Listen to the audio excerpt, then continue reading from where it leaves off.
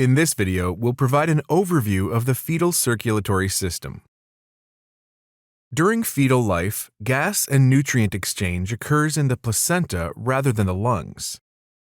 Oxygenated blood leaves the placenta via the umbilical vein, which then enters the fetus through the abdominal wall to reach the liver. Although a small amount of blood traverses the portal system to supply the liver parenchyma, most of the highly oxygenated blood is shunted through the ductus venosus directly into the inferior vena cava. Oxygen-rich blood ascends within the inferior vena cava alongside a stream of deoxygenated blood returning from the liver and other lower body tissues. There is minimal mixing between these two streams, and as they enter the right atrium, oxygen-rich blood is preferentially streamed through the foramen ovale into the left atrium. The oxygen-rich blood then proceeds to the left ventricle and out the aorta, where it supplies the brain, myocardium, and upper extremities. Meanwhile, deoxygenated blood from the inferior and superior vena cava remains within the right atrium and is subsequently pumped by the right ventricle into the pulmonary artery. Because the lungs are filled with amniotic fluid, the lack of oxygen causes diffuse vasoconstriction of the pulmonary capillary bed, leading to high pulmonary vascular resistance. This causes most of the blood ejected into the pulmonary trunk to be shunted away from the lungs through the ductus arteriosus into the aorta. The deoxygenated blood then mixes with the oxygen-rich blood coming from the ascending aorta, sending moderately oxygenated blood down the descending aorta to supply the intestines, kidneys, and the rest of the lower body. Some of this blood is also pumped through the umbilical arteries, which branch off the internal iliac arteries. As blood returns to the placenta, it becomes highly oxygenated again, thereby completing the circulatory cycle. Note that the fetal circulatory system contains 5 structures that are not normally patent in the adult. 3 of them, the umbilical arteries, umbilical vein, and ductus venosus, convey blood between the fetus and the placenta, while the other 2, the foramen ovale and ductus arteriosus, act as right-to-left shunts that minimize blood flow to the lungs and facilitate delivery of high-oxygen blood to the developing brain and heart. After birth, multiple structural changes take place to transition the circulatory system into a configuration more appropriate for extrauterine life. Cessation of placental blood flow results in occlusion and eventual obliteration of the umbilical vessels and the ductus venosus. Specifically, the distal portions of the umbilical arteries fibrose to form the medial umbilical ligaments found along the anterior abdominal wall. Degeneration of the umbilical vein forms the ligamentum teres, which connects the liver to the umbilicus.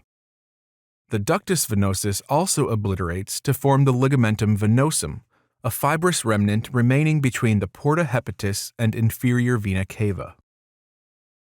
Closure of the foramen ovale and ductus arteriosus also occurs shortly after birth and is triggered by initiation of respiration. Pulmonary expansion and aeration lead to diffuse pulmonary vasodilation, reducing pulmonary vascular resistance. This allows blood to flow more easily into the pulmonary artery, lowering right atrial pressure. At the same time, increased pulmonary venous return also leads to increased left atrial pressure. The change in pressure differential between the right and left atria causes the septum primum to be pushed against the septum secundum, leading to closure of the foramen ovale and eventual fusion of the 2 septa. The fossa ovalis remains as a remnant of this interatrial opening in adults. The decrease in pulmonary artery pressure during the transition to newborn life also corresponds with an increase in systemic blood pressure due to occlusion of the umbilical cord, which removes the low-resistance placenta from the neonatal circulation. Increased systemic blood pressure, along with decreased pulmonary artery pressure, causes blood flow through the ductus arteriosus to reverse, forming a transient left-to-right shunt that leads to increased oxygen concentration within the ductus. This, along with the loss of placental prostaglandin production and increased prostaglandin removal by the fully perfused lungs, triggers closure of the ductus arteriosus. The remnants of this structure form the ligamentum arteriosum in adults.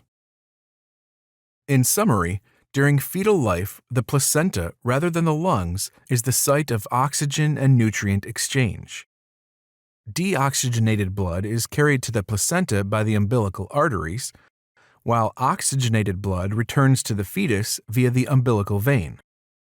Blood from the umbilical vein courses directly into the developing portal venous system, but most of it bypasses the fetal liver and is shunted through the ductus venosus into the inferior vena cava. The fetal circulation is further characterized by high pulmonary vascular resistance and low systemic vascular resistance, allowing the foramen ovale and ductus arteriosus to act as right-to-left shunts that minimize blood flow to the lungs and direct it to the developing organs and tissues with higher metabolic requirements. At birth, the placenta is disconnected from the fetal circulation, and right-to-left shunting through the foramen ovale and ductus arteriosus ceases. Although the structures necessary for supporting fetal life degenerate, their fibrotic remnants remain present in adults.